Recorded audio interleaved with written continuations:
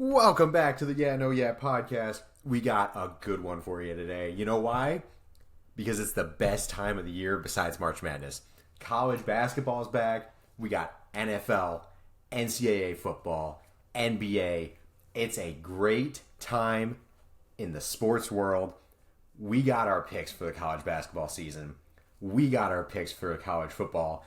And all the boys went positive in their college picks. Let's go. It's a great week. Let's go.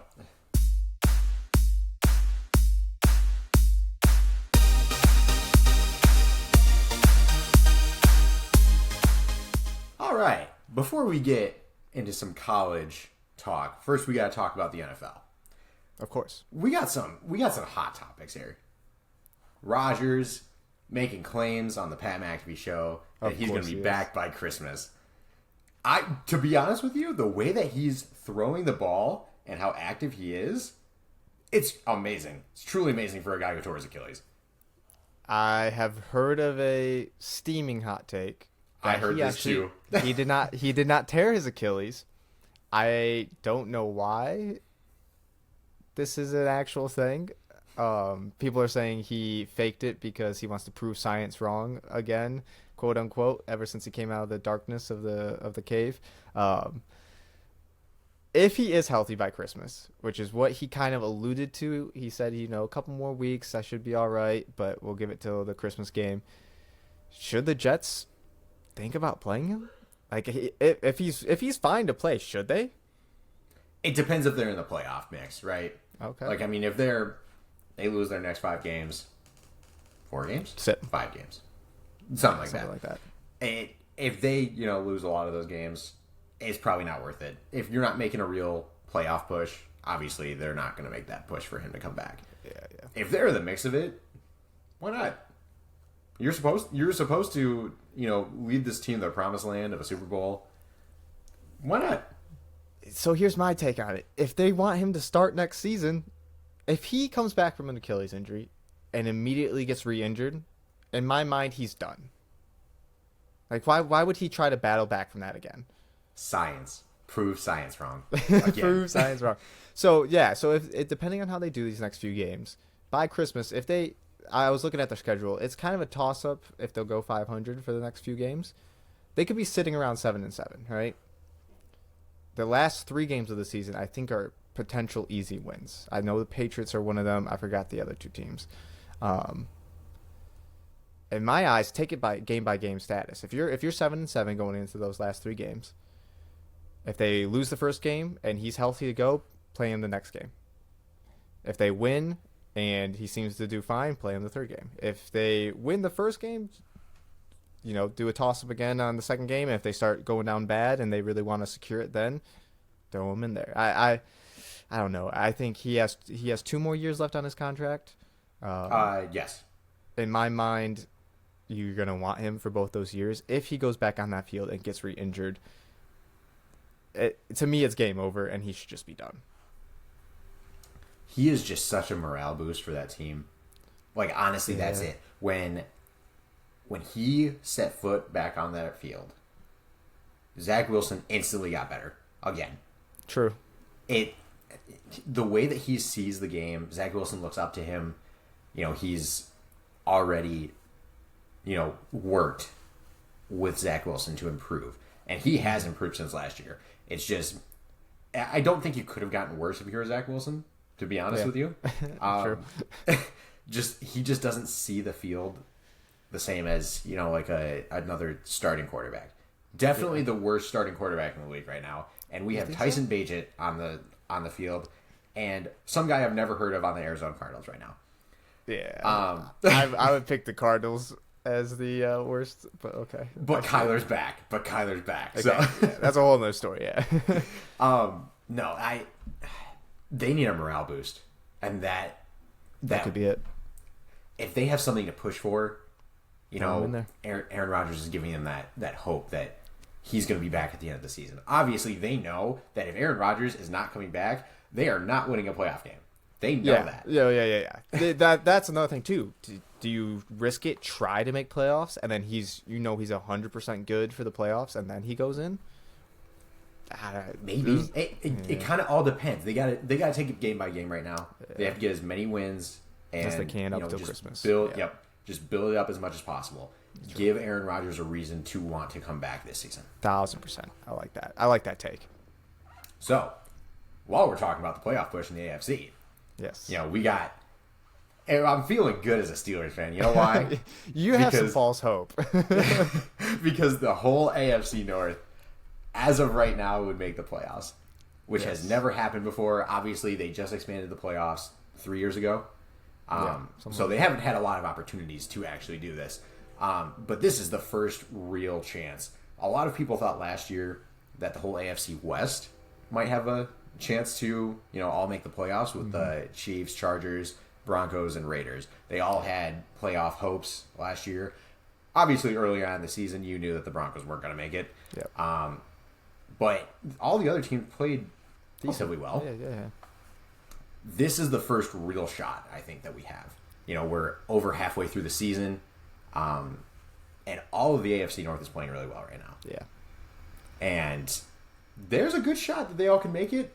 It's not going to happen, though, just because they all have to, kind of play each other towards the end of the season. True. That's true. So my take on it is, I think preseason, when we were talking about this division, we had a lot of toss-up on who was going to lead it. I know I had to take that Lamar was going to be MVP. So this is a very strong division. At the moment, the only team I don't see making playoffs are the Steelers. I mean, they look like the worst team of the three. Yeah. And especially when you factor in that the Bills haven't been playing great, but on paper and realistically, they're a better team. Absolutely. Oh, I'm not disagreeing with you.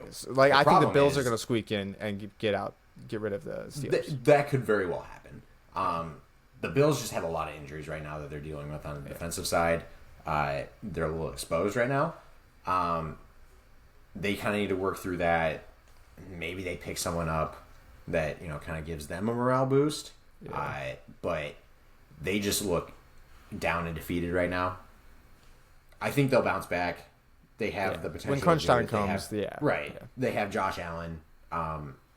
They played better, towards the winter when everybody has to come to Buffalo and play in the snow. 1,000%. Yep. I think you're right there. I don't think it's going to happen, but I think it's going to be a lot closer than people think. They have they're besides the Bills, right? If you say the Bengals, the Browns, Ravens, who else would make it? We got if you want to throw Jets in there, but as of right now, I don't think they're a huge threat. No. You've got the Chargers who are coming hot as of late. I think the Chargers will make it above the Steelers. Yeah, it's gonna come down to the wire, really. And like you said, towards the end, they're gonna kind of devour each other.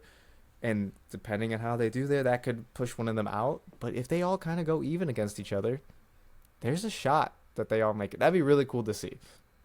It would be thrilling as a Steelers fan to see it, because we would squeak in. We all know. Yes, and then I'm hoping for a Matt Canada fire at the end of the season, and that will really propel us to the top of the division. I could see that happening too. I think he's got a lot of hate this season.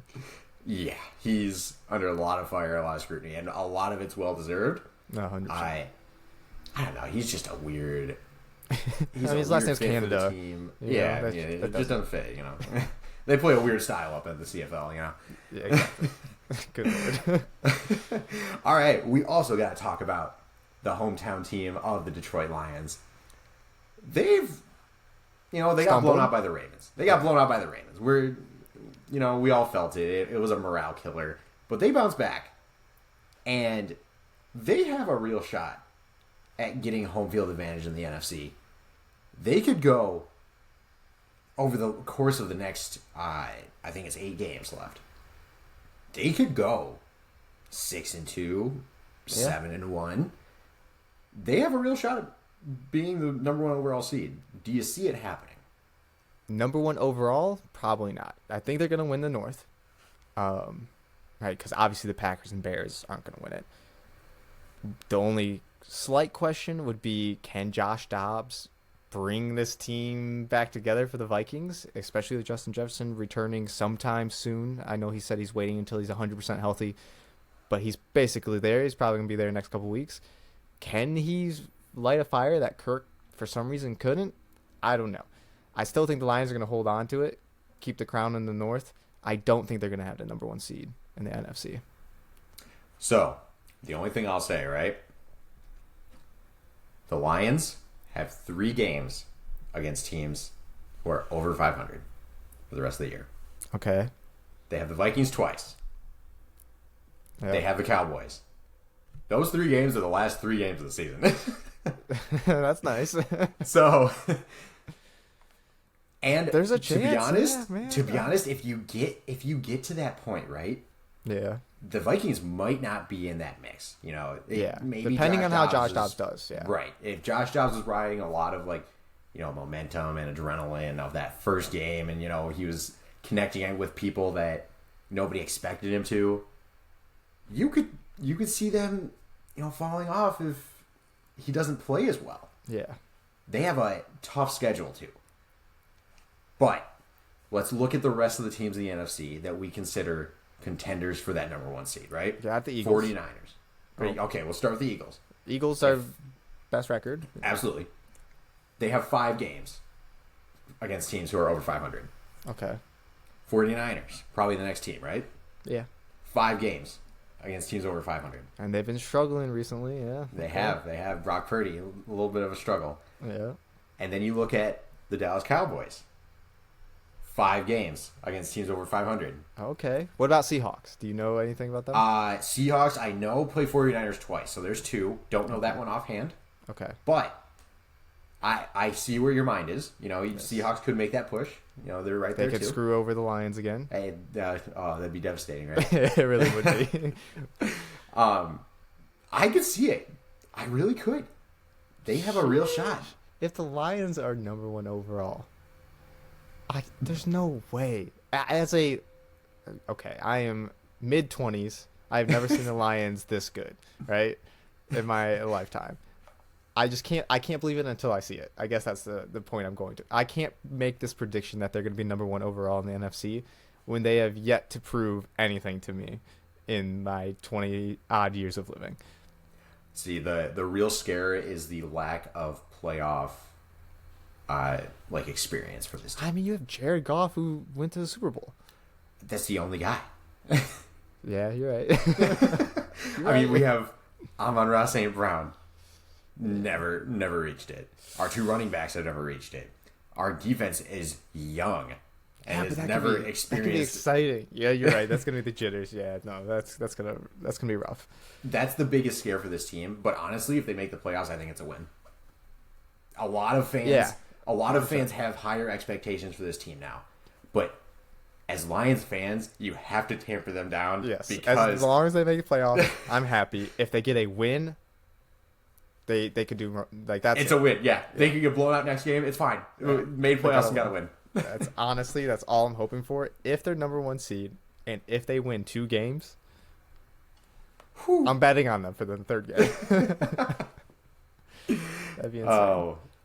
But honestly, shout out to the Lions. Shout out to Dan Campbell. Bringing together a great team.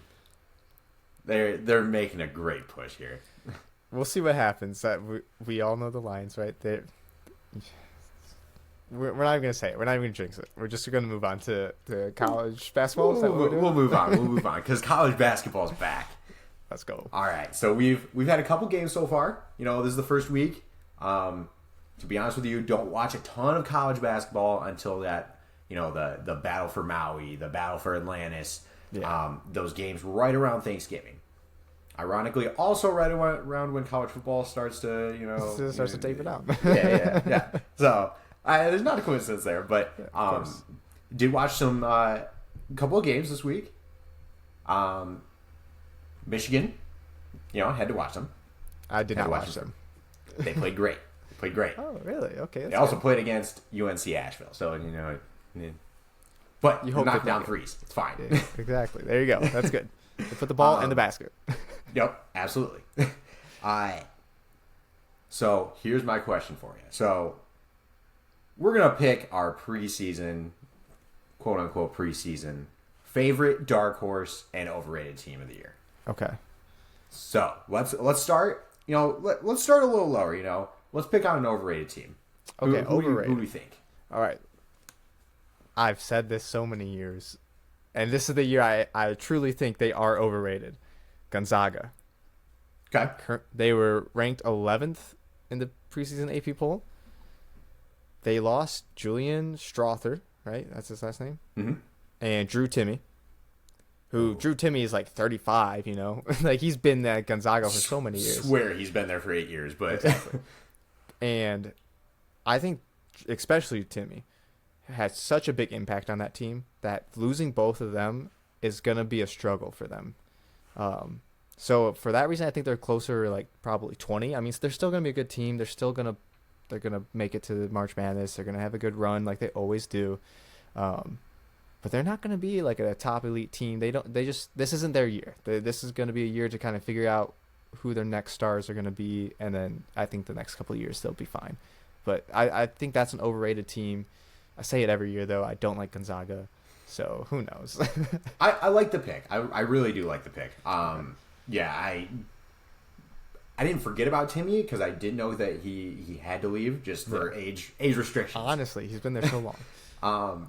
But yeah, that's a good pick. They're obviously going to win a ton of games because they're, in the I don't even know a division. I don't know. I think St. Mary's is. St. Mary's is in there as well, so and I think they're going to be better than them. Yeah. Oh yeah. They're going to give them some competition, but they're going to win a ton of games this year. People will overhype them going into March Madness, and then they'll lose another heartbreaker that we see every single year. Yeah, hopefully. So I like the pick. It might come a little earlier than people expect this year. All right, sounds good. Who do you have? I have Houston. Oh, okay. They're number 7 in the preseason AP poll. Yeah. They lost Marcus Sasser. Pistons played a great game yesterday. He's doing great. He's playing great. Jarris Walker went to the Pacers. They lost Quentin Grimes, who they don't look the same without when he went to New York 2 years ago. It's a younger team. They did get some transfers. As we can see from these couple of years with the transfer portal, transfers aren't the same player when they go to a different team. I'm not saying it doesn't work, but it's a different style of play than what they're used to. I just don't like them at 7 this year. I can see that. That is pretty high for, like you said, what's the guy that went to the Pacers? I can't think of his last name. Jarris Walker. Walker is playing very well for the Pacers right now, and I think he was a big piece for them too. They had a great season last year, but when you have such a upheaval, the only teams that have really proven that they can do one and done seasons every season are Duke, maybe North Carolina, although they've been stumbling the past few years. Those are really the only two teams that have consistently done it over and over and over again. Kansas every once in a while can pull that off. Michigan sometimes, but Michigan's more of a, keep a guy for 3-4 years, he leads the team, and then you have some rising stars. So yeah, I agree. 7 is very high for them. I agree. I don't mind that pick at all. All right, let's move on to a dark horse team this year. Alrighty. I'll go first this time. Yes. I have USC here. Okay. I have them as a dark horse specifically. Yeah. Because all of the star power that they have could work. It really could. Like, everything could gel very well. Isaiah Collier, Boogie Ellis, DJ, I forgot his last name. DJ, I'll think of it later. DJ blank, and we'll put that in post. It could gel very well in USC, and they could have a nice little run in the Pac-12 where, college basketball has been rising for a couple years now. I think they could develop into a nice little team in that March Madness run. All right, I like that. My pick is coming from another heavyweight in the football realm right now. I'm doing Texas. So for Texas, right, they're currently ranked, I think, 18th. They have a great guard in Tyrese Hunter. And they also got a transfer from Oral Roberts, Max Abmas. I don't know how to say his last name. He's a senior, and he's the leading scorer in the NCAA. Of course, he was on Oral Roberts, so I'm sure he was one of the main scorers on that team and only scorers. But I think he provides some nice firepower. I think Tyrese Hunter will lead the team. I know they have a couple good guards. I can't remember their name, or forwards. I can't remember their names. But they're a very solid team, and I think they're gonna make a deep run into March. I really like their coach. So yeah, I haven't looked much into their coaching.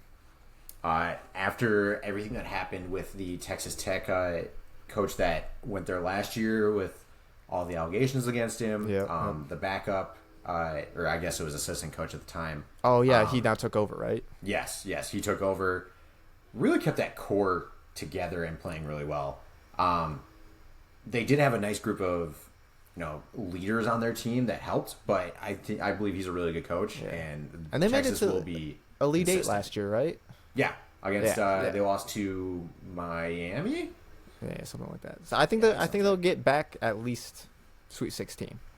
Yeah. They're I like the team. They could make a deeper run if they get everything together. His name is Rodney Terry, by the way. Yeah, that's it. Yep. Okay. All right. Now, who's your favorite? As much as it doesn't pain me, but and I know we're kind of doing a preseason look here, although they lost their home opener. Michigan State, their starting five has a lot of experience. They have a deep roster. They had one of the best draft classes this past season. I think they were 6th in the ranked freshman class. Obviously, Izzo, legendary. He's proved time and again he could take a team deep into the dance. The loss in the season opener didn't look great, but I'm chalking that up to the first night jitters. They did not have a great shooting percentage, and I think Izzo's gonna. He made statements, and I know we're gonna talk about this in a second too. He's fine with changing the lineup. He'll play his freshman if he needs to, and at the end of the season, they're gonna be entering March Madness as a number 1 seed. I like it. The last time they lost a season opener? 2001. When they won it. Hey, I didn't know that. That's crazy. Yeah. Also, I said 2001 only knowing about 50% because I thought I read it somewhere yesterday. So that was a good guess, kind of.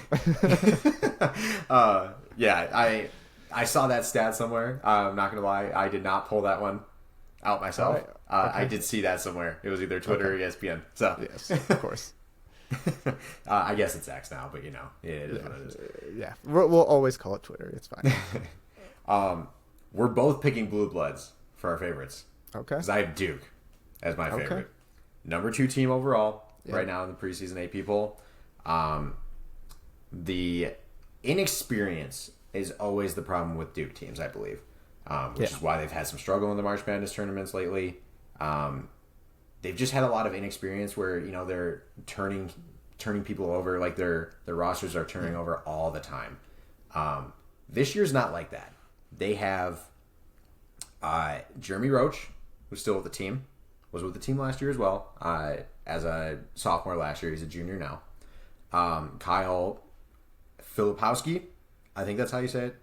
Sure. We'll go with that. Sorry, Kyle, if we got it wrong. He was going to be a lottery pick last year. Decided to come back. Wanted to boost his stock a little more. I remember that, yep.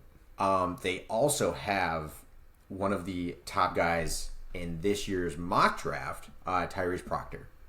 6'5" guy, great ball handler. They've got a team this year. They've got the experience, finally, that's back, that they needed. Yes. The only inexperience that they've got is at coaching right now. It's his second year. Second year without Coach K. Obviously, he was his assistant coach for a long time. So he has learned some things under Coach K. But we'll see what they do. I think they're going to make a really deep run. I hope so. I'm not a huge fan of Duke, but they need to pick me up. So I'm excited to see what happens. All right. You mentioned Michigan State, right? I alluded to it. Hey, we got to talk about it, right? It's there were some comments made, in the postseason press conference or post game press conference. Yes. Talking about how there's some controversy, about how his juniors and seniors, their experience, is not needed on the team. Is not completely necessary if their freshmen and their sophomores are outplaying them.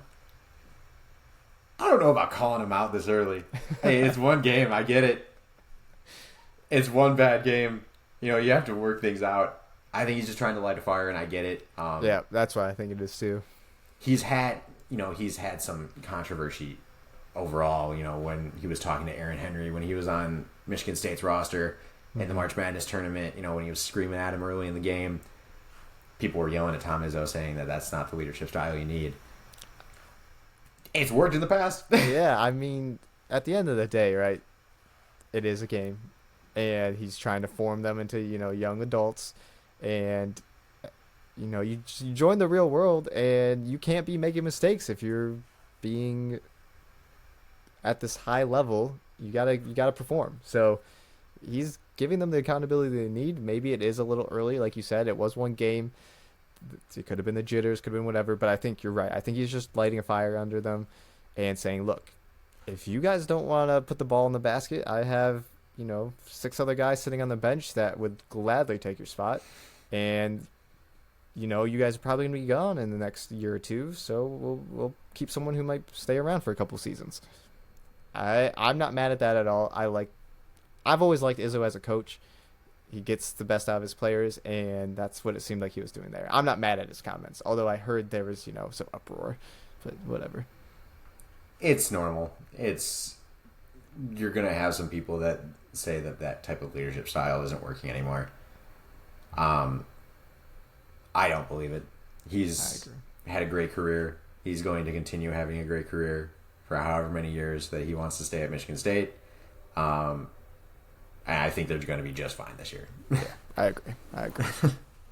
All right, let's move on to college football. We've got our pick'ems for the week. Yes. But we have to review. Last week. We had such a good week, guys. 3 of us went 3-2. And our fearless leader, who's on the bounce back. He's a second half player. Second half guy. Josh went 4-1. What a great week, Josh. You're on the bounce back. You're on the come up. Are you going to overtake us? He will. I mean, it's still... Here, I can read the overalls. Let's do it. The overalls at the moment, records. Kratz is still in the lead, 26-20. I am in second, 25-21. Nick is sitting at a cool 16-15. And Josh is on the hunt, 12-19. So he's coming back. He's coming back. Josh, you gotta keep going, man. You gotta keep giving us these 4-1s and 5-0s. That's really gonna put it over the edge, man. I won't put it past him. All right, let's move on to this week's game of the week. It is the game of the week. Honestly, we're starting it off. We got number 3 Michigan with all the controversy. Oh my God! Going into Happy Valley at number 10 Penn State. U of M is actually a road favorite here at 4.5. Who you got? Of course, I got U of M. Okay. Give them the signs. Don't give them the signs. Doesn't matter.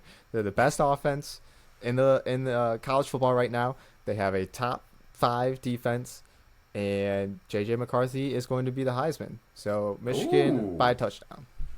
All right, I love that. I like the touchdown pick because that's about where I had it as well. Happy Valley is a tough place to play. Penn State's got a good defense. I don't think it matters. I think Michigan also wins by a touchdown. Love that. All right. We got to go to our fearless leader who had a nice 4-1 week. Josh had Michigan. Had to find it. Okay. Josh had Michigan. Nick had Michigan. It's a sweep. It's a sweep. But this one's going to cover this time, guys. I promise you.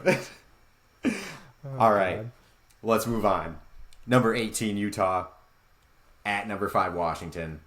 Washington still undefeated in that playoff hunt. They're a 9.5-point favorite. Who you got? This was the toughest one for me. I think I'm still gonna go Washington. Utah really left a sour taste in my mouth the past couple of weeks. I know they pulled the upset off against USC, But I don't know, they're missing a little bit of something. And I think Washington knows that this is a must-win game for them. Like if they win this, I think they'll be fine for the rest of the season. So I think they're gonna come in. They're gonna put a stomping on Utah.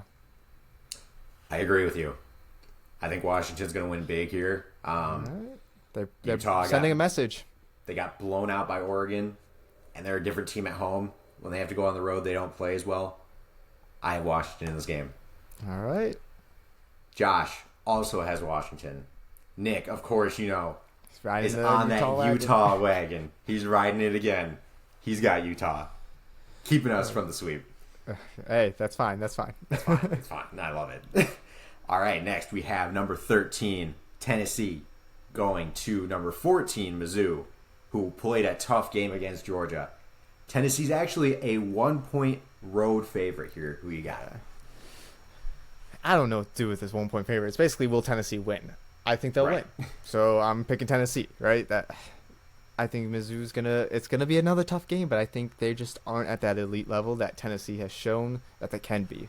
I don't think Tennessee's an amazing team by any means, but they've made the wins that they've needed to, and they're gonna take another win here. See, this is the hardest one for me. Yeah. It depends how Missouri responds, right? They had that emotional loss last week against Georgia. You know, stayed in the game the entire game. Yeah. Played a really good game actually, and they just couldn't pull it off. Did they expel all of their energy? Maybe. That's my worry. I don't think they did though. I think the thicker kicker makes a late game kick, and that Missouri wins at home. Okay, I like it. Josh and Nick are also taking Missouri. All right. I love this. We have a lot of we're not divided here. We're pretty close together here. Yeah. Just, you know, one person's keeping us from the total sweep except for that first game. Yes. All right, let's move on. Number 9, Ole Miss, going to Athens, Georgia. Number 2, Georgia. They're a 10.5-point favorite. Who you got? I'm going Georgia. Again, I think last week most of us picked Georgia, but Georgia didn't cover. Correct, they didn't cover. I picked Missouri to keep us. Yes. So, with that being said, I probably shouldn't pick Georgia, but I'm going to pick Georgia because it's at home. I think that's the difference maker, and I think they'll cover. Love that. I also have Georgia. All right. Is this another sweep on the horizon? I just don't think Ole Miss is it. Yeah. They're a good team. They're a top 20 team. Number 9 is a little high, guys. They're not that good. Josh also has Georgia, and Nick has Ole Miss, so he's keeping us from the sweep. All right. All right, next we have Miami taking on number 4 Florida State in an intrastate battle here. Yes. Love it. Florida State's a 14-point favorite here. Yeah. Who you got? I think Florida State's taking this. There's really nothing else to say. They're a better team overall, right?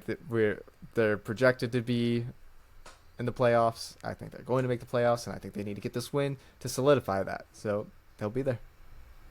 All right. Josh and Nick also have Florida State. Okay.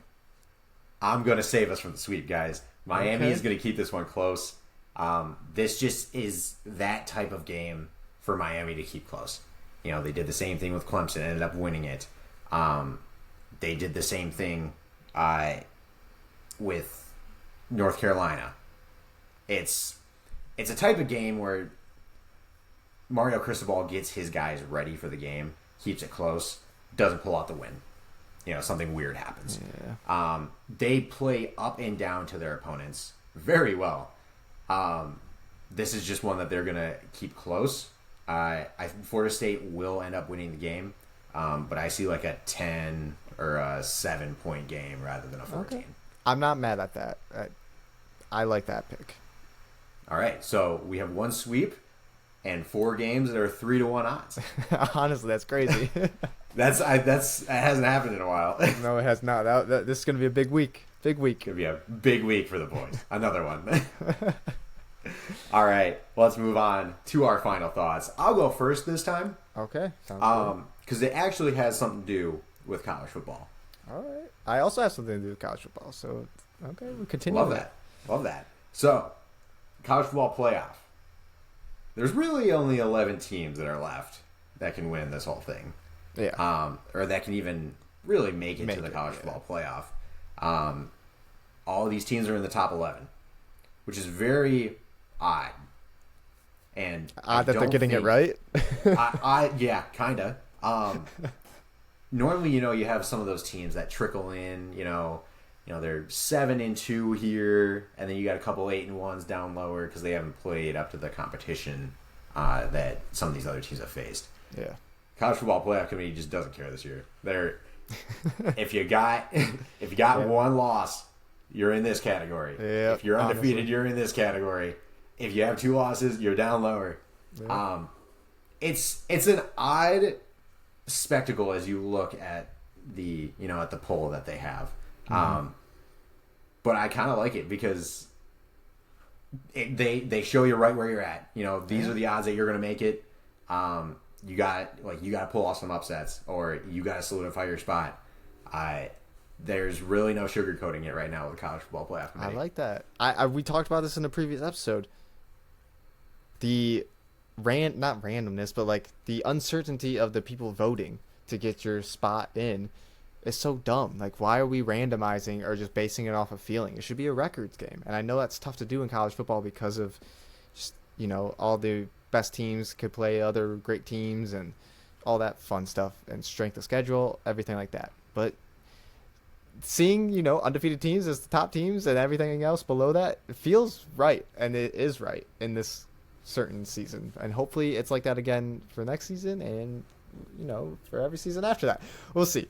But I like how it's feeling right now. Yeah, I think you will see it a little more moving forward just because of, the restructuring of the conferences. Yeah. There's a lot more competition within their own conference. And I think people are going to start scheduling, some weaker opponents to start the years off as they're out of conference games. For sure. All right, and to go into my final thought, just a quick one, but also kind of important for college football. Big Ten is in turmoil right now. Michigan pointing the finger back at who was it? Ohio State, Purdue, Rutgers, and how that they believe that they colluded to take U of M's signs and steal them. So a lot of finger pointing, a lot of naming names. I believe the president or the whatever they call the leader of the Big Ten commissioner of Big Ten went to University of Michigan, said, hey, you got to do something, and Michigan basically said no, like, screw you, we're not doing that. And then they pointed the finger at those other teams. At this point of where everything is sitting at, scratch it, it's fine. People have been stealing signs for the past 1,000 years, whether it's been football, baseball, war, I don't know, hunting, name something in human history where you could steal information, and people are doing that because that's a smart thing to do. We are in a day and age where there's TV games, everyone has a smartphone in their pocket, everyone has all the information they need already. So going to a game and recording or doing whatever they believe someone else was doing happened. It's not a big deal. You change the signs after every game because we're adults and we can do that. And you play the game anyway because you still have to go out and perform. So at this point, I think the Big Ten just needs to silence all of it and say, look, we know you all are stealing signs. Just be better. Hide it better. Do a better job at making it harder for other teams to steal your signs. It's part of the game at this point. That's my take. It's kind of a rant. I think we're going to see a real change coming soon. I think it's going to be post-suspension for Harbaugh. I think they're going to suspend him. I don't think it'll be this year. I think they want to set the precedent that the NCAA needs to finish their investigation. Yeah. Because if you suspend him before the investigation is finished, you go down a slippery slope where I think this is why Michigan called out Ohio State, Rutgers, and Purdue. Yeah. Because they wanted to basically set the precedent that an investigation needs to be completed before anything happens. Yeah, because if they are to suspend Harbaugh, then they're going to have to go do something Correct. towards them. Yeah, I agree. Correct. So I think it was a very smart move by Michigan, regardless if it's true or not. But they played their cards very well. I think there is a suspension coming at the end of the season, but hopefully it doesn't matter when Michigan wins the playoff. Exactly. Exactly. And they're going to do the same thing that they did this year, where they're going to suspend Harbaugh for the first 3 or 5 games, and it's not even going to matter. And it's going to be dirt under the rug, and no one will care. I completely agree. And everyone will steal signs again next year. And we'll move forward with sending people to games again. Exactly. Oh. All right, guys. That's it for this week. Hopefully we've got some nice college basketball news when Arizona upsets Duke tomorrow. That's not going to be good for your pick, but yeah, okay. Hey, it's fine. They need some early game losses. It's fine. Oh my god. All right, that's fair. If you like the podcast, make sure to share, like, subscribe, follow, do whatever you want.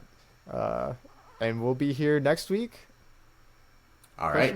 Yep. Yeah, all right, absolutely. Sounds good. All right. See you guys next week. Peace.